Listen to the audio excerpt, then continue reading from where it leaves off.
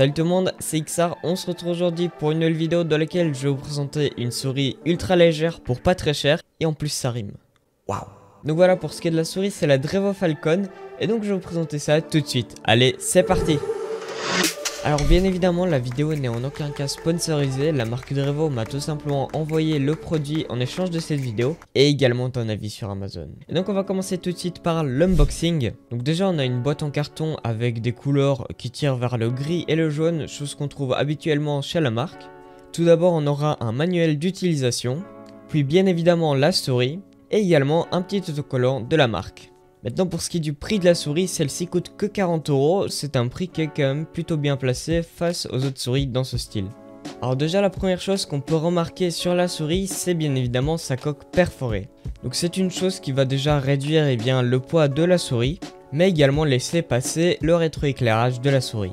Donc pour ce qui est du poids, la souris pèse 70 grammes, et donc c'est un poids qui est parfait pour des jeux de type FPS.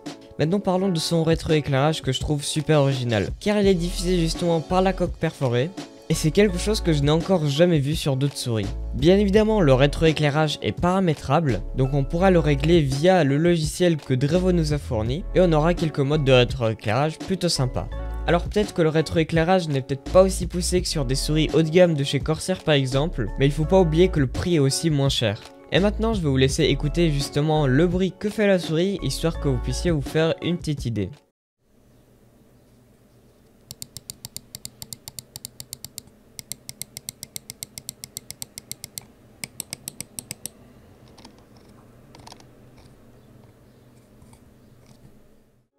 Alors maintenant ce que je trouve quand même super intéressant sur cette souris, c'est qu'elle embarque avec elle un capteur de chez Pixart et non XR. Je ne te l'ai pas dit quand même. Pixart PMW 3389. Alors pour beaucoup de gens ça va dire rien du tout. En tout cas c'est un capteur très performant qui est plutôt haut de gamme puisqu'il monte jusqu'à 16 000 dpi.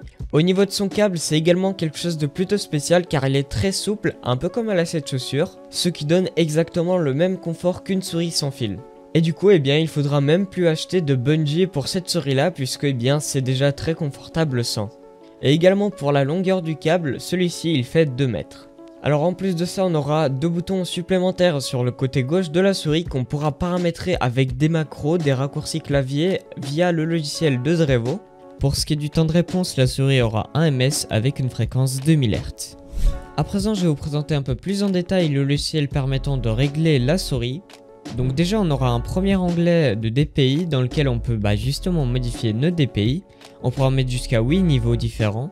Puis après on aura un second onglet permettant de régler le rétroéclairage de la souris. Et donc on aura le choix entre 7 modes de rétroéclairage. Puis après on aura un troisième onglet permettant de régler la sensibilité de la souris. Et puis on aura un dernier onglet permettant de changer la fréquence de la souris.